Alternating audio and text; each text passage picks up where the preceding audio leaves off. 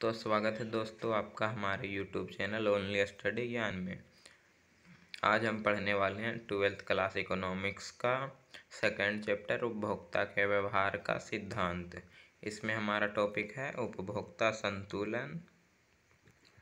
तो हम लोग देखते हैं इसमें उपभोक्ता संतुलन जो है वह उपयोगिता विश्लेषण के द्वारा क्या होता है। तो देखते हैं उपयोगिता क्या है।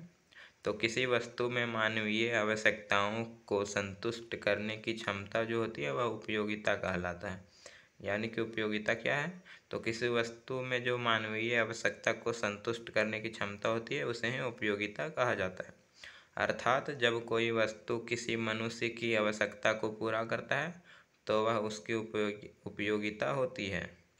जैसे कि किसी को आवश्यकता है पेन की, तो अगर उसे पेन मिल गया है 5 रुपये में तो वह 5 रुपये उसका उपयोगिता कहलाएगा।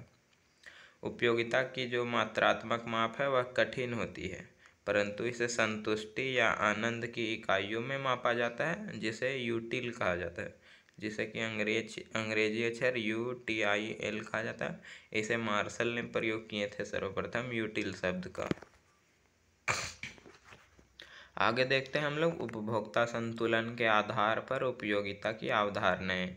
यानी कि जो उपभोक्ता संतुलन होता है उसके आधार पर उपयोगिता की कितने प्रकार हैं, यानी कि उपयोगिता कितने प्रकार के होते हैं। तो पहला जो उपयोगिता का प्रकार है वह है सीमांत उपयोगिता यानी कि मार्जिनल यूटिलिटी। दूसरा है कुल उपयोगिता यानी कि टोटल यूटिलिटी। तीसरा है औसत उपयोगिता यानी कि एवरेज यूटिलिटी। तो हम लोग पहला देखते हैं सीमांत उपयोगिता मार्जिनल यूटिलिटी क्या है। तो किसी वस्तु की एक अतिरिक्त इकाई के उपभोग से जब कुल उपयोगिता में होने वाली वृद्धि को सीमांत उपयोगिता कहते हैं। यानी कि अगर प्रारंभ में उपयोगिता किसी वस्तु से 5 इकाई मिल रहा है और अगर वह व्यक्ति 1 यूनिट और उसका उपभोग करता है तो अगर उसमें 7 इकाई उपयोगिता मिला तो मार्जिनल उपयोगिता उसकी 2 इकाई होगा। तो किसी वस्तु की एक अतिरिक्त इकाई से उपभोग से कुल उपयोगिता में होने वाली वृद्धि को सीमांत उपयोगिता कहते हैं। अगर दूसरे शब्दों में कहें तो किसी वस्तु की एक अतिरिक्त इकाई का उपभोग करने से प्राप्त होने वाली अतिरिक्त संतुष्टि को सीमांत उपयोगिता कहा जाता है। अगर इसे हम फॉर्मूला की तरह देखें तो सीमांत उपयोगिता इज इक्वल टू TUN यानी कि टोटल यूटिलिटी N यानी कि N इकाई का जिस इकाई का निकालना माइनस TUN -1 यानी कि एक उससे पहले वाला उपयोगिता को घटाना पड़ेगा। तो हमारा आ जाएगा सीमांत उपयोगिता यानी कि MU। तो इसे हम ग्राफ के द्वारा भी देख सकते हैं। तो ये रहा सीमांत उपयोगिता का ग्राफ, जो कि y अक्ष में उपयोगिता को दिखाया गया U यानी कि यूटिलिटी उपयोगिता, यहाँ उपयोगिता लिख देना, उपयोगिता का y अक्ष में दिखाया गया है और x अक्ष में जो वस्तु की उपभोग की गई इकाई है उसे दिखाया गया है। x अक्ष में वस्तु की उपभोग की गई इकाई यह जो होता है वह ऋणात्मक होता है, गिरते ढाल वाला MU जो होता है सो इसका आकृति। अब हम लोग दूसरा देखते हैं। तो हमारा दूसरा उपयोगिता का प्रकार है कुल उपयोगिता, इसे टोटल यूटिलिटी कहा जाता है। तो कुल उपयोगिता किसी वस्तु की सभी इकाइयों के उपयोग करने से प्राप्त होने वाली उपयोगिता का कुल जोड़ होता है। यानी कि जितने भी वस्तुओं की इकाई का उपभोग किया गया है यानी कि वस्तु के बंडलों का, उन सभी को जब जोड़ा जाएगा उपयोगिता तो वह होगा कुल उपयोगिता। इसे निकालने के लिए कुल उपयोगिता इज इक्वल टू MU का योगफल यानी कि जो सीमांत उपयोगिताएं होती है सभी उसके जोड़ को कुल उपयोगिता कहा जाता है।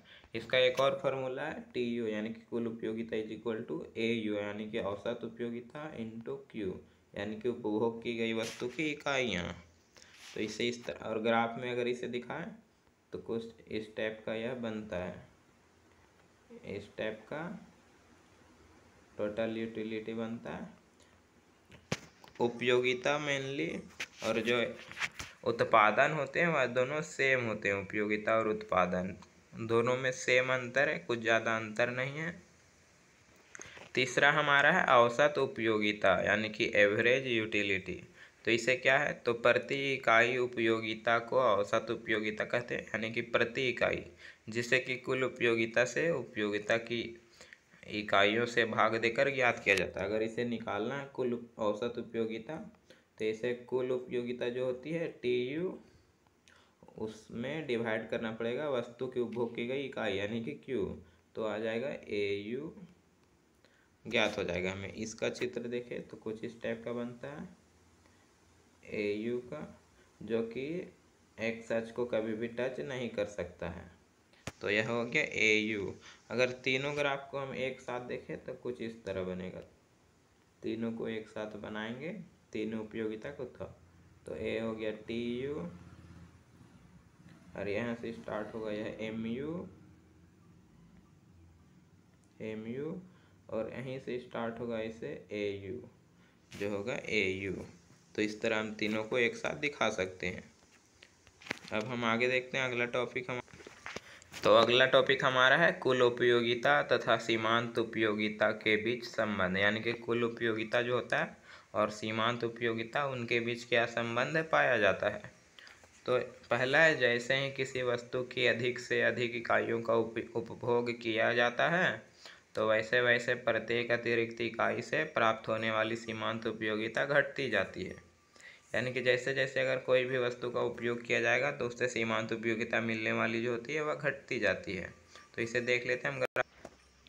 तो इसे यहाँ देख सकते हैं, ऊपर वाला है कुल उपयोगिता और नीचे वाला है सीमांत उपयोगिता। तो देखिए जैसे जैसे वस्तु की इकाई का उपभोग किया जाए कुल उपयोगिता बढ़ रहा है, लेकिन सीमांत उपयोगिता हमेशा ही घट रहा है।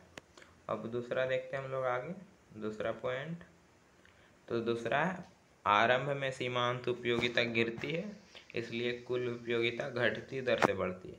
यहाँ देख सकते हैं आप, आरंभ में जो कुल सीमांत उपयोगिता है वह घट रही है, इसीलिए जो कुल उपयोगिता होता है वह धीरे धीरे धीरे बढ़ रहा होता है। अब तीसरा पॉइंट हम लोग देखते हैं, जब तक सीमांत उपयोगिता धनात्मक होता है तो कुल उपयोगिता बढ़ती रहती है। चौथा है, जब सीमांत उपयोगिता शून्य हो जाती है तो कुल उपयोगिता अधिकतम होता है। और पांचवा है, जैसे ही सीमांत उपयोगिता ऋणात्मक हो जाती है कुल उपयोगिता गिरना शुरू हो जाता है। अब यहाँ देख के आप समझ सकते हैं कि जब तक कुल सीमांत उपयोगिता जो है धनात्मक है यानी कि पॉजिटिव है, तब तक जो है कुल उपयोगिता वह बढ़ रहा है, यहाँ तक सबसे अधिकतम यहाँ पे आया था वह। और अगर जैसे ही शून्य हो जाता है सीमांत उपयोगिता तो कुल उपयोगिता जो अधिकतम हो जाता है यहाँ पे अधिकतम। और अगर सीमांत उपयोगिता जो है वह ऋणात्मक हो जाती है तो कुल उपयोगिता धीरे धीरे घटने लगता है, जो है TU। तो इस तरह हम इस संबंध को दिखा सकते हैं। अगला टॉपिक है हमारा ह्रासमान सीमांत उपयोगिता का नियम। तो देखते हैं क्या है ह्रासमान सीमांत उपयोगिता का नियम। तो ह्रासमान सीमांत उपयोगिता के नियम के अनुसार जैसे जैसे किसी वस्तु की अधिक से अधिक इकाइयों का उपभोग किया जाता है, वैसे वैसे प्रत्येक अतिरिक्त इकाई से प्राप्त होने वाली सीमांत उपयोगिता जो है वह घटती जाती है। अतः उस वस्तु को प्राप्त करने की जो इच्छा होती है उनमें कमी हो जाती है। इसे टेबल में देख सकते हैं आप, यह दिया गया वस्तु उपभोग की गई वस्तु की इकाई है, जो कि दिया गया है 1 2 3 4 5, यानी कि कोई भी उपभोक्ता 5 वस्तु का उपभोग कर रहा है। और जो पहला वस्तु से उपयोगिता मिला उसको 10 मिला है, दूसरा वस्तु उपभोग करने से जो उपयोगिता मिला 18, तीसरा वस्तु में 24, चौथा वस्तु से 28, पाँचवा वस्तु से 30, यानी कि कुल उपयोगिता उसको 30 मिला है। अगर सीमांत उपयोगिता की बात करें तो पहला वस्तु में 10 मिला था तो कोई अंतर नहीं था, तो पहला 10 ही रहेगा। दूसरा वस्तु में उसे मिला था 18 उपयोगिता, तो दूसरे में पहला को घटाना पड़ेगा, क्योंकि सीमांत उपयोगिता का फॉर्मूला था MU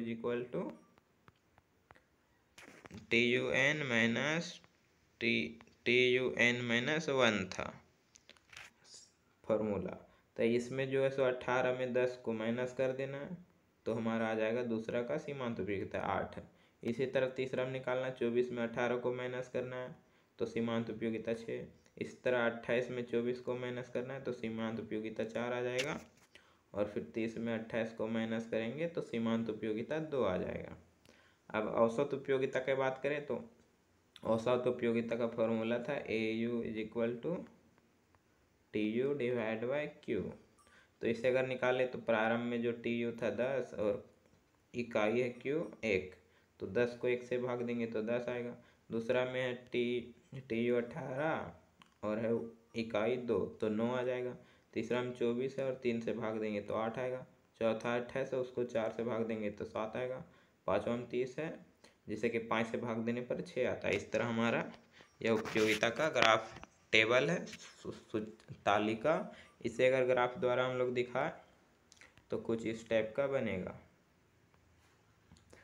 एक्स वाई अक्ष में रखा गया यूटिलिटी को यू, एक्स अक्ष में क्यू है उपभोग की गई इकाई, और इसका जो ग्राफ है वह यूटिलिटी का कुछ इस टाइप का बनता है टी यू का।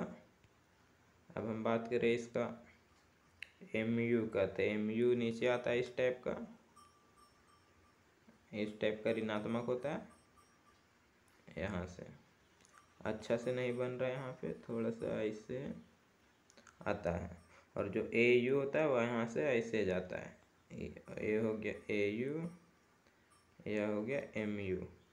तो जो यहाँ पे चित्र बनता है वह देख सकते हैं आप। यहाँ पे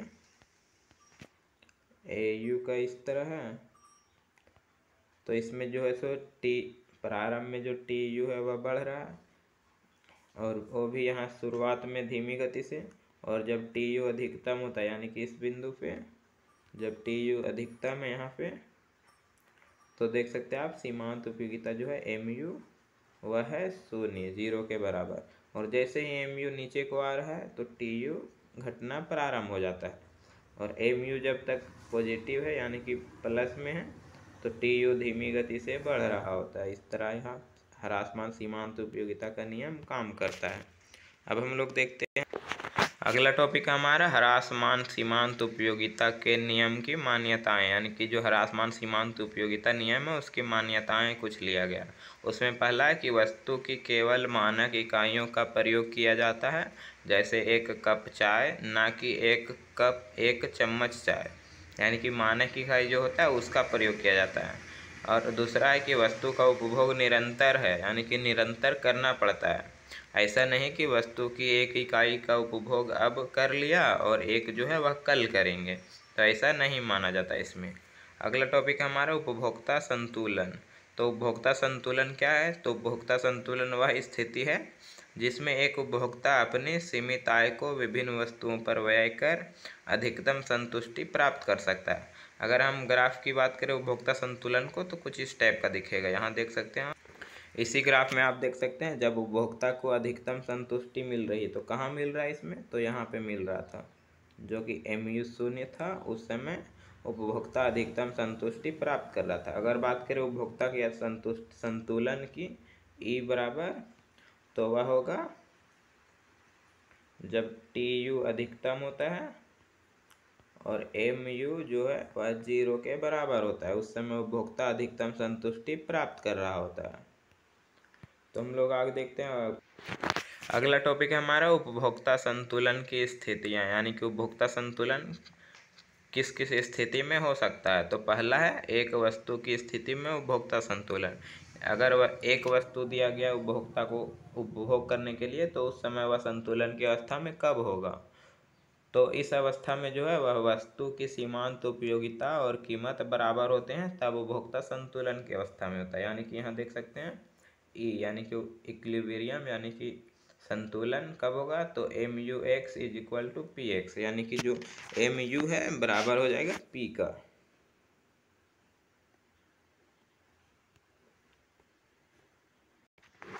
सॉरी दोस्त, थोड़ा सा फोन आ गया था। आगे हम लोग देखते हैं कि यहाँ पे ग्राफ दिया गया हमारा वस्तु की इकाई है 1 2 3 4 5 तक, और जो एम यू है वह है 8 6 5 4 3, और जो प्राइस है वह 5 5 5 स्थिर है। उस कीमत पर उपभोक्ता की इकाई को दिया गया यहाँ पे। तो इसे ग्राफ में दिखाने पर कुछ इस टाइप का बनेगा। इसका ग्राफ एम यू जो है ऋणात्मक होता है तो इस टाइप का दिखेगा। अगर इसमें संतुलन की बात करें तो एक एक्स एम यू हो गया, यह प्राइस लाइन हो गया पी, यह हो गया एम यू। तो इसमें जो यहाँ पे है इक्विलिब्रियम, यहाँ पे हुआ है उपभोक्ता की संतुलन, यानी कि E is equal to MUX बराबर PX इसी बिंदु पर हो रहा है। तो यह उपभोक्ता संतुलन की स्थिति कहलाएगा एक वस्तु की स्थिति में। अब हम लोग आगे देखते हैं दो वस्तु की स्थिति में उपभोक्ता संतुलन कब होगा। तो जब दो वस्तु की होती है, तो यदि यहाँ पे दिया गया, देखिए, यदि MUX जो यहाँ पे है MUX divide by PX is greater than MUY divide by PY, यानी कि जो MUX होता है डिवाइड बाय PUX करे, यहाँ पे लिख देता हूँ मैं, जो MUX होता है वह डिवाइड बाय PX बराबर हो जाए, बराबर नहीं, यहाँ बड़ा हो जाना चाहिए, जो होता है MUY डिवाइड बाय PY। तो क्या होगा, तो जो उपभोक्ता वस्तु जो है वह Y की तुलना में X की MU प्रति रुपया अधिक प्राप्त करेगा। और अगर इसे सेम उल्टा कर दिया जाए, यानी कि यहाँ छोटा कर दिया जाए, तो नीचे यहाँ दिया गया है, यहाँ देख सकते हैं आप कि यदि MUX divide by PX greater less than MUY PY, तो उपभोक्ता वस्तु X की तुलना में वस्तु Y की MU प्रति रुपया अधिक प्राप्त करेगा उल्टा करने से। तो संतुलन कब होगा, जब ये दोनों यहाँ पे बराबर हो जाएंगे। तो E इज इक्वल टू क्या हो जाएगा, जो E इज इक्वल टू है या MUX divide by PX is equal to MUY divide by PY कब होगा, तब बराबर होगा उपभोक्ता। तो यहाँ देख सकते हैं इस चित्र में, पहला यह X है MUX और यह है MUY। तो इस बिंदु पर बराबर हो, संतुलन में हो रहे हैं यहाँ पे। तो यहाँ पे होगा उपभोक्ता संतुलन, जो E इज इक्वल टू होगा MUX बट्टा PX is equal to MUY बट्टा PY होगा यहाँ पे। तो यहाँ समझ सकते हैं आप। इस तरह हमारा यह पार्ट खत्म हुआ। थैंक